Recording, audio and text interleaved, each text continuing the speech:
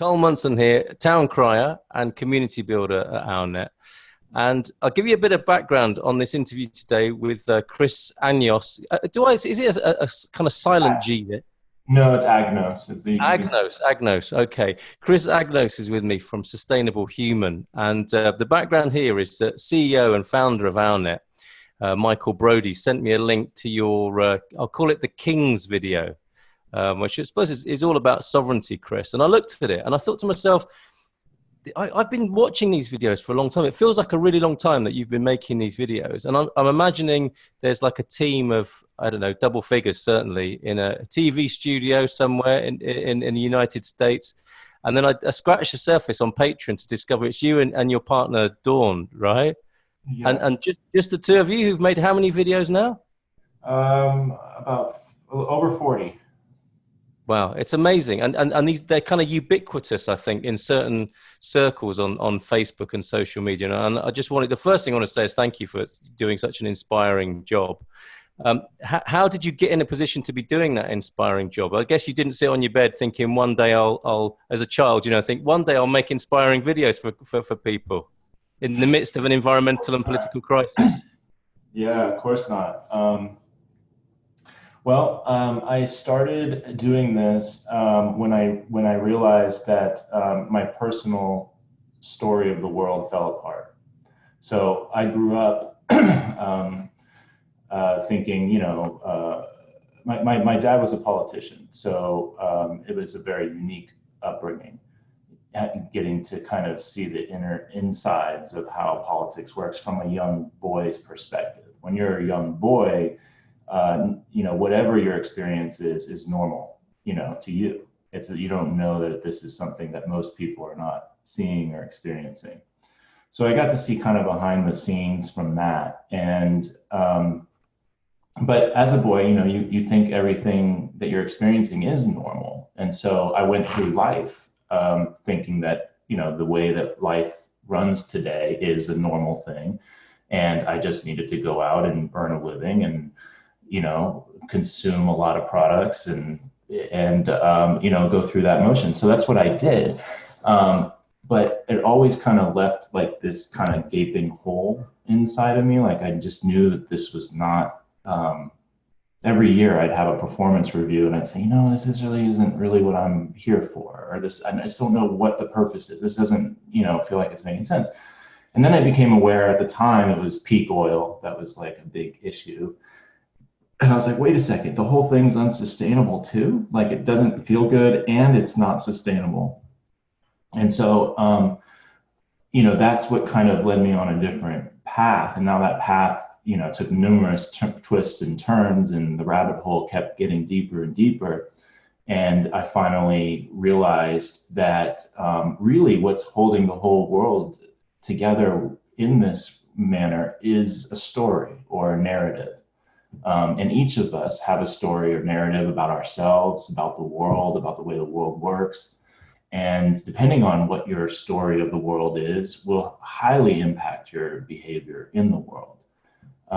And so it was kind of finding that truth that led me towards creating these videos, because I figured, well, gosh, if we really want to change our human behavior, it's not going to happen through more data or more, intellectual thinking or any of this stuff. It's going to happen because people change their stories. And so that's kind of how I got started with these videos. Amazing. And that's the intent of them. So insight, possibly breakdown based, like for a lot of people, kind of an awakening, I suppose. This is a popular word at the moment, isn't it? Is a kind of awakening process. It sounds like you went through that. I think you awaken to different things. I don't think there's like one process of awakening. I think anytime you come aware of something, can be called an awakening, and if it creates some sort of shift in your story.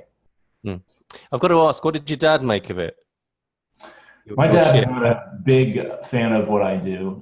He is more mainstream, and his story does not want to be disrupted. People will protect their stories. It's actually, for some people, if you're not kind of familiar with thinking about and realizing that you do have a story, then it's more like your reality. your story is your reality of the world.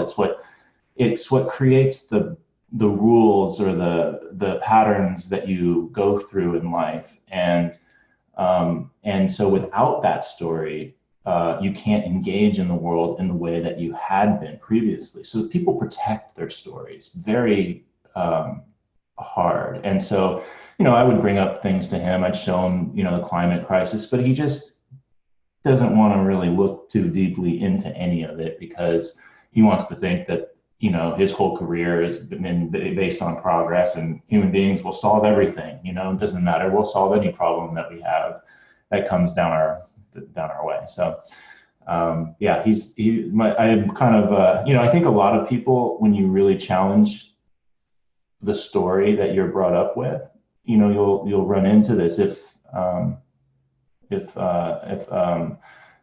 many people probably have had experiences like this, whenever there's something traumatizing or a big story that challenges the previous story that somebody has, then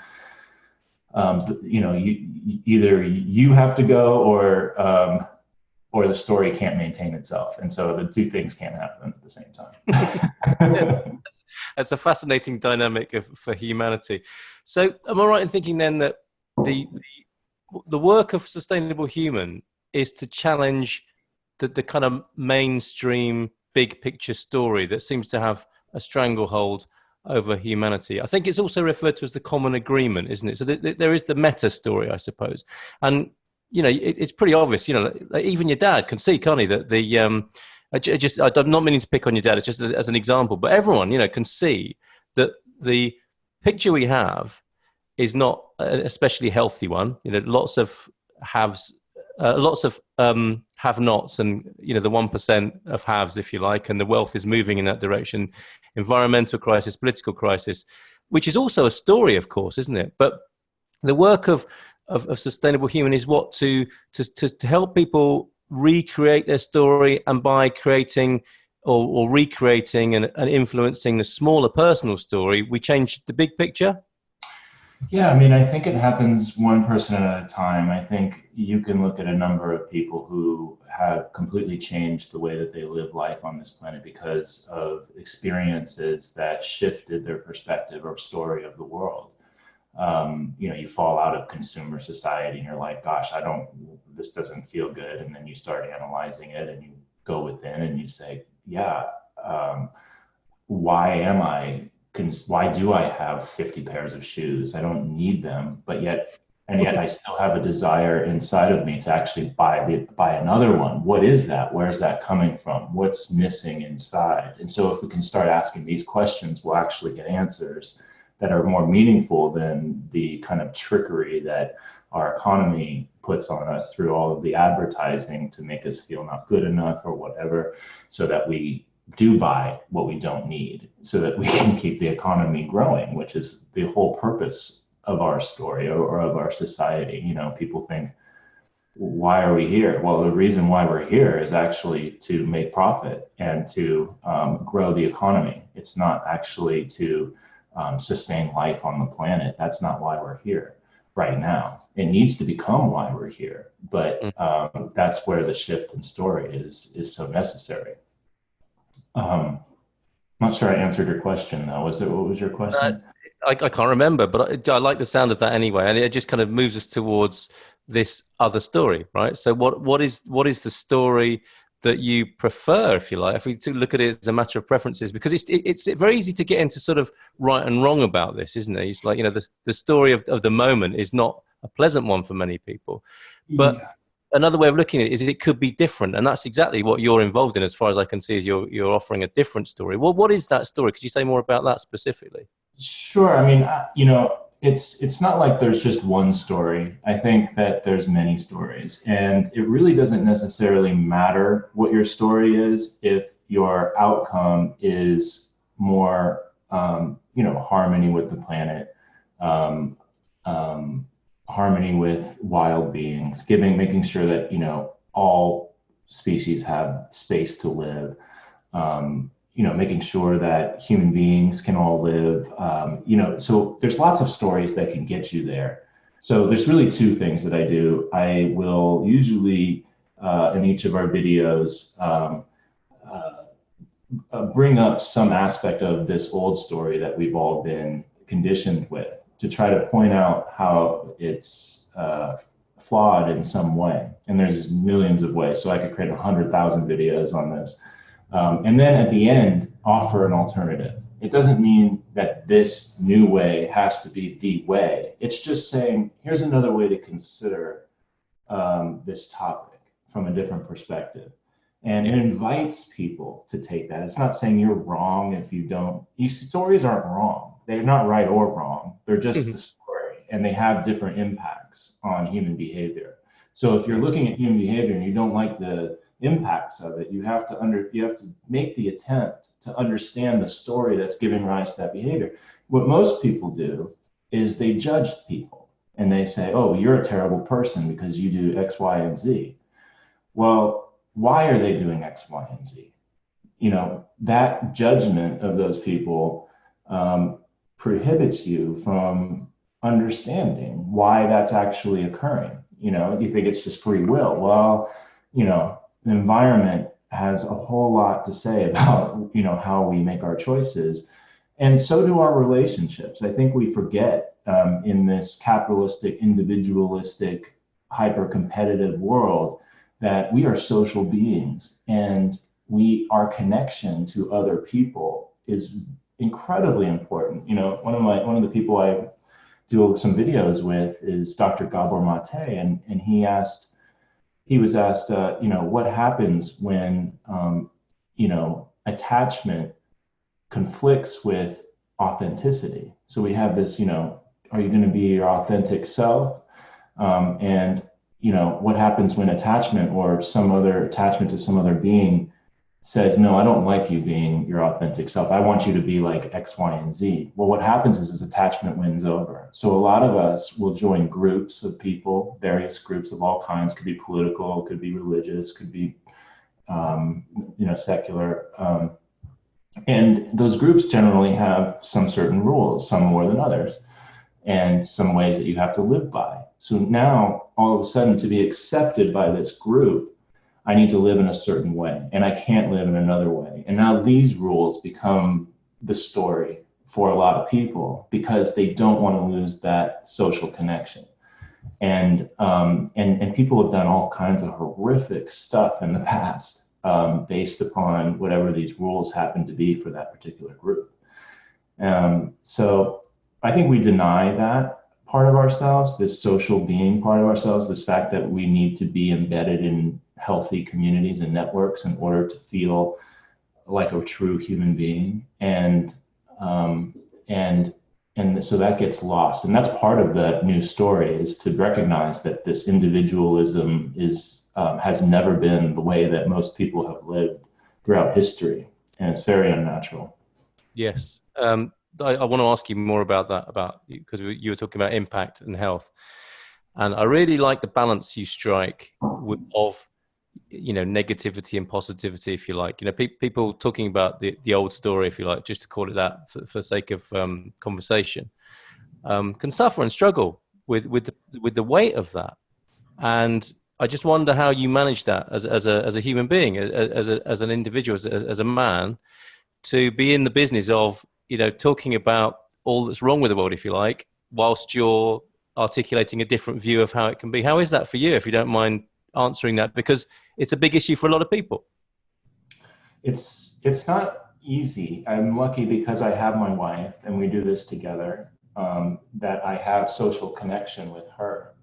And so, that is what meets that need for me for social connection as I do this. I'll be honest with you, if I didn't have her in my life, this would be very, very difficult to do. Because for most people, when you're challenging their story, they don't want anything to do with you. They're going to run away from you. So it is an isolating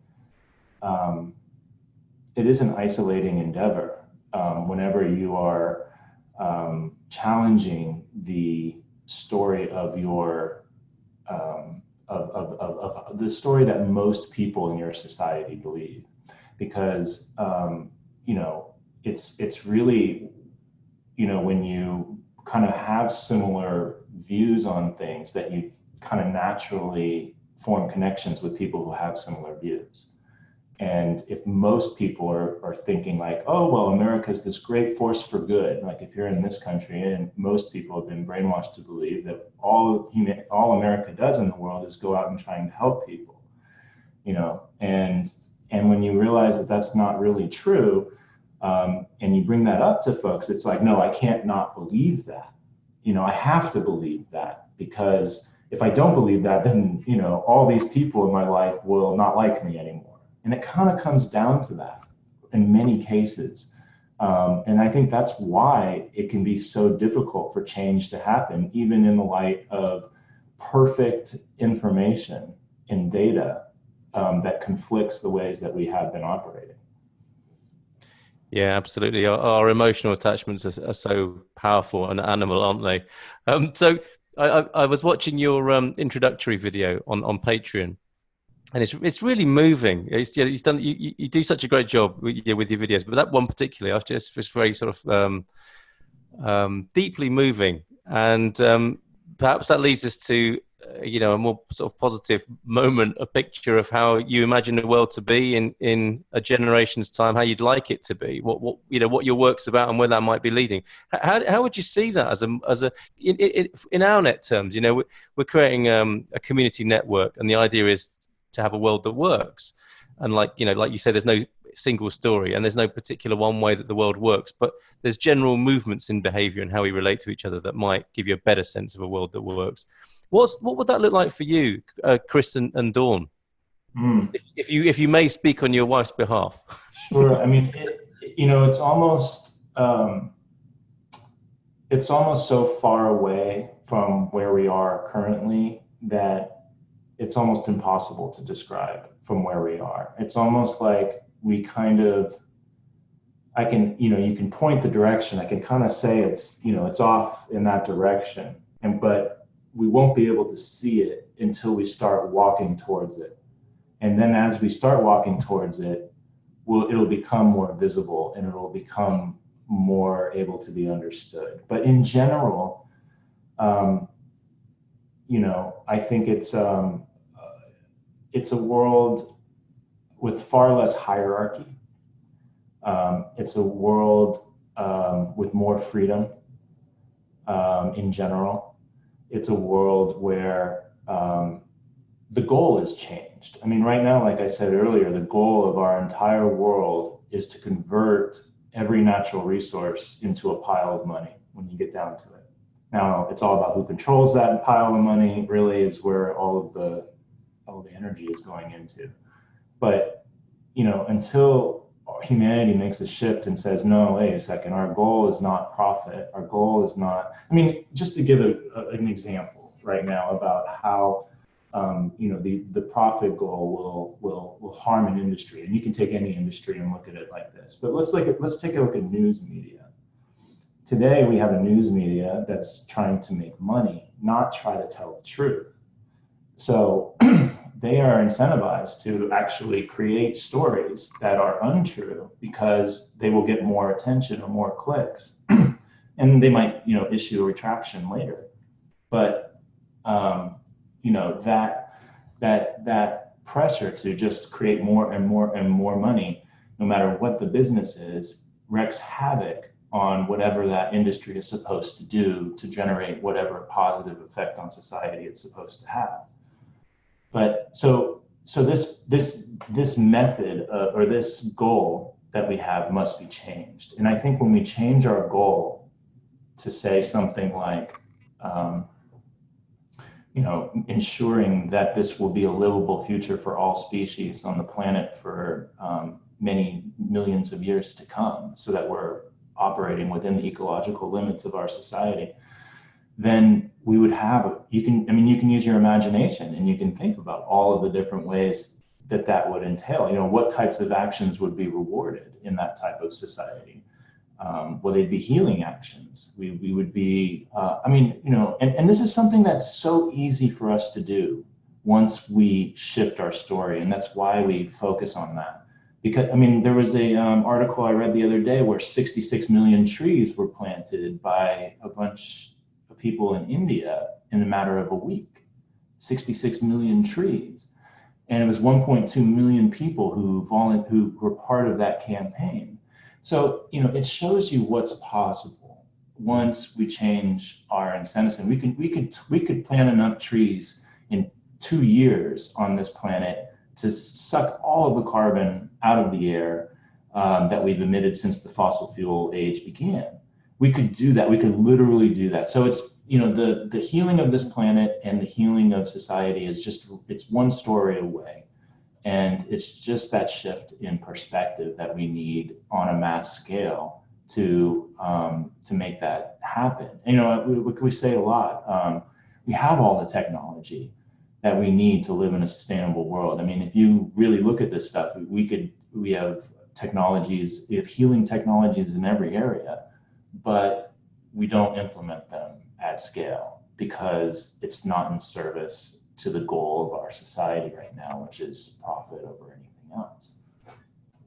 So yeah, that's kind of what the world might look like. I think it's going to be far different, and instead of, you know, here's one way that you might be able to think of it. You know, right now, people, when you're growing up, they ask you, what do you want to do for a living?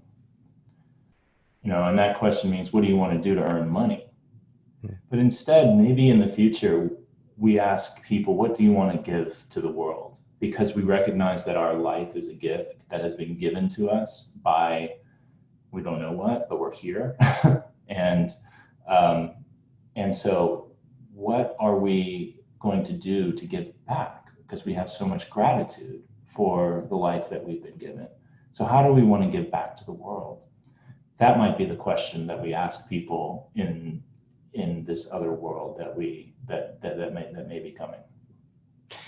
Chris, I could ask you so many more questions, but I really like that one that you've just asked. And I think that's a great place to leave our interview for the time being. Apart from, for people to find out more about your work, where should they go? What's the easiest place to see what you're doing and actually get involved? And because this is another thing, isn't it? Is you're on Patreon, and we're in the narrative of how people earn a living and so on. And Patreon, I think, is changing that, and people can get involved with your work. So please tell us how they can do that.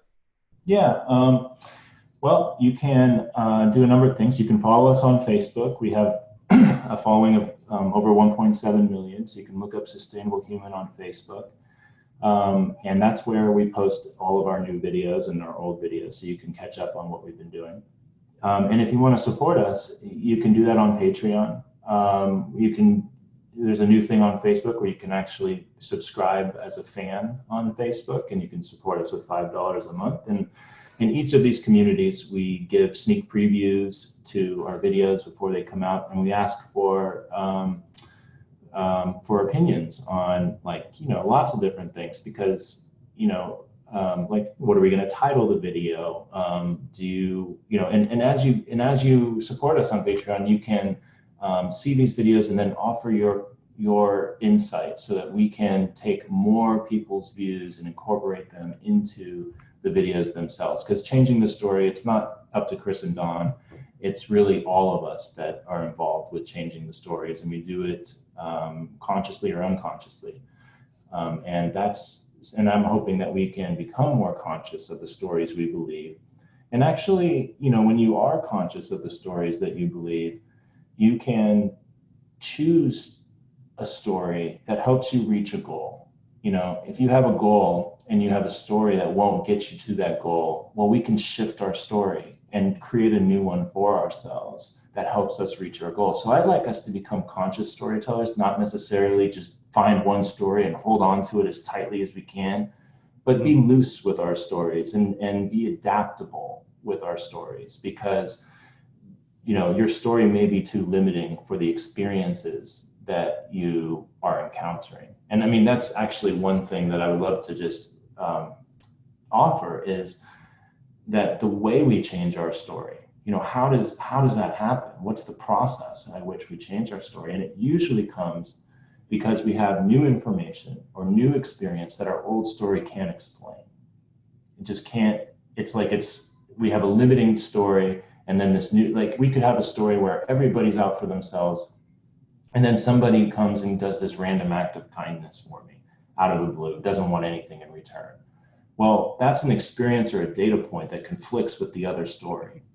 Yeah. And it may not be enough to just totally change that story, but given enough data points and given enough experiences that do not enforce the old story has to change. Or you cannot, or you just live in a cognitive dissonance type of situation, which doesn't really work. So the best thing that any of us can do in this world, if we want a new story, is to offer experiences to people that do not fit in the old story. Change it, be a data point for someone else, and let that chain then go out there and riffle out into the world. And then I think we'll be closer to a different world that will be more able to work for everybody. Well, you guys are definitely doing that for sure at Sustainable Human. Thank you so much, Chris and Dawn Agnos. I can tell you, as a Patreon subscriber to you, the preview I got today features Wendell Berry in the new video. What a legend that man is. So a really good reason to subscribe and to check out what Chris and Dawn are doing. Wendell was amazing. I don't know if he's still alive, actually. Is Wendell still on this? Still alive. Yes. Amazing. What a guy. Just like yourself, Chris. So thank you so much. Keep on doing what you're doing. It's really inspiring. I'm so grateful to you. Thank you for speaking to me. Thank you, Carl. I really appreciate it.